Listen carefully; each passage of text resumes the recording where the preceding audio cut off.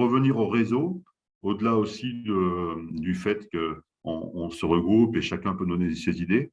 Euh, pour moi, c'est une innovation au niveau de l'enseignement artistique.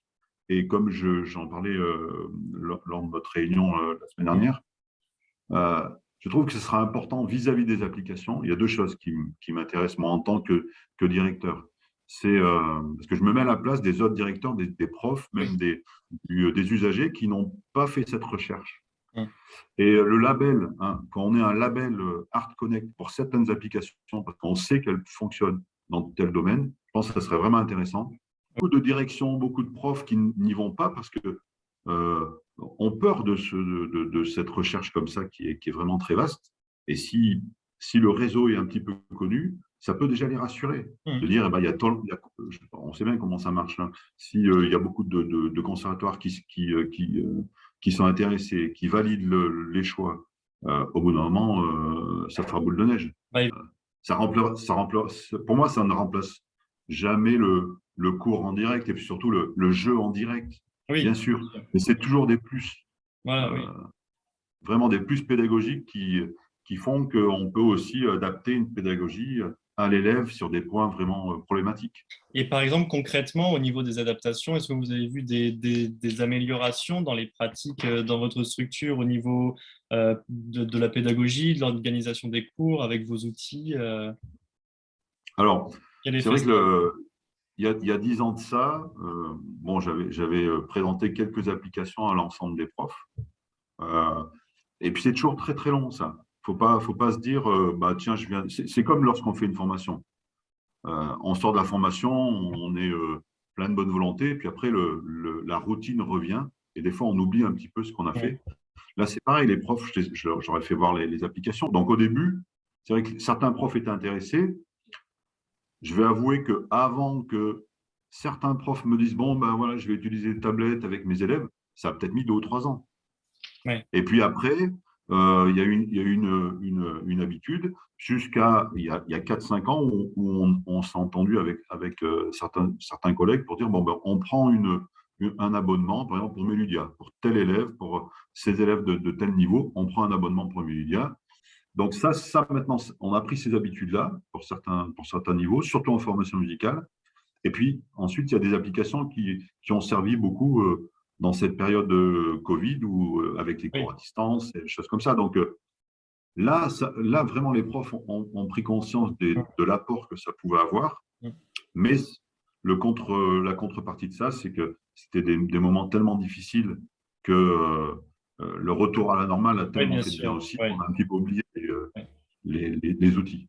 Voilà. Bah, c'est ça la difficulté, c'est de faire comprendre qu'au long terme, en fait, c'est utile et que c'est pas juste une béquille Voilà, quand il y a que du distanciel de possible et que voilà. c'est ça. Mais C'est l'outil de la vidéo, je pense que les profs doivent s'intéresser, même certains, eux, faire leur propre vidéo pédagogique, mais dire aux élèves, bon, ben, telle vidéo, moi, elle a été faite par un autre prof peut-être, mais elle est hyper intéressante pour toi. Mm. Puisque, ouais, si je prends l'exemple, je fais la trompette, par exemple, j'ai un problème avec une problématique dans l'aigu. Bon, ben, on sait très bien qu'il y a plein de profs qui ont fait des bonnes vidéos Mm. pour que l'élève puisse aller écouter ça et que Mm. ça ne va pas remplacer le cours, mais c'est vraiment un plus.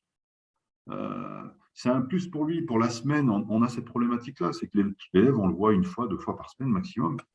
Mais le travail journalier, enfin, il y a des choses qui peuvent décoincer et ça peut être Mais un apport important bah, pour les profs. Le plus marquant, c'est sûr que remplacer la musique d'ensemble, ça, c'est vraiment très, très compliqué. Par contre, il y a plein d'applications qui permettent de travailler mm, en amont avant que tout le monde se retrouve. Et ça, c'est voilà. formidable. Moi, je suis convaincu de ça. C'est-à-dire que peut-être qu'on arrivera à être beaucoup plus efficace, à se voir qu'1 ou 2 fois.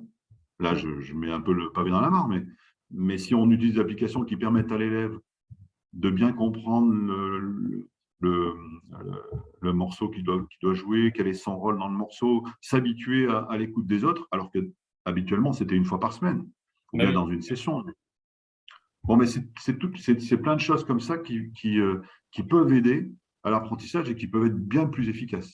Mm. Voilà. Il y a une autre chose aussi qui est hyper importante pour moi, et c'est noté aussi dans la fiche de poste d'un professeur d'enseignement artistique, hein, Mm. c'est être au courant des nouveautés, enfin, tout ce qui se passe en nouveauté. C'est-à-dire que ça serait un peu terrible qu'un élève arrive un jour au conservatoire et nous dise bah, tiens, moi j'utilise ça depuis des années, vous connaissez? Et puis qu'on lui dise non. Bah, enfin, on va passer par quoi? On va dire, mais en fait, quelle est votre plus-value? Quelle est la plus-value du conservatoire? C'est à la fois permettre que la pédagogie avance et qu'elle soit plus efficace, et à la fois savoir ce qui existe pour être force de proposition aussi et vis-à-vis de ces élèves-là qui sont en demande. C'est Mm. notre rôle, quoi. C'est notre spécialité, donc il faut qu'on la connaisse. Mm. Et on ne peut pas passer outre les outils numériques. Il y a des gens qui développent ces outils, qui réfléchissent, qui mettent aussi beaucoup d'argent. Et Mm. ils ne le font pas pour rien. Enfin, il faut les aider à se développer. Je pense qu'aussi Art Connect est hyper important là-dedans au niveau du réseau. C'est-à-dire pour ces développeurs, c'est important que Art Connect puisse leur dire, ben voilà, il faudrait aller plutôt dans ce sens-là parce que le public qui en attente a besoin de ça. Bon, alors pour finir, justement, on a parlé de plein d'enjeux, de plein Hum. d'aspects que peut traiter ce réseau. Qu'est-ce que tu dirais à un professionnel, une professionnelle, pour l'inviter à rejoindre le réseau Arconnect? Bah, comme je le disais tout à l'heure, si on a cette exigence au niveau des applications, cette connaissance aussi, moi vraiment, je leur dirais, mais venez avec nous parce que vous allez avoir connaissance de plein de choses sur lesquelles nous, on a déjà travaillé, donc vous allez gagner du temps. Et en plus, euh, pour moi, alors peut-être que je me trompe, hein, mais le conservatoire, l'enseignement artistique, pas que les conservatoires, les petites écoles, même pour les beaux-arts, il y a des choses, même pour la danse, même pour le théâtre, il y a des choses qui sont vraiment euh, euh, probantes.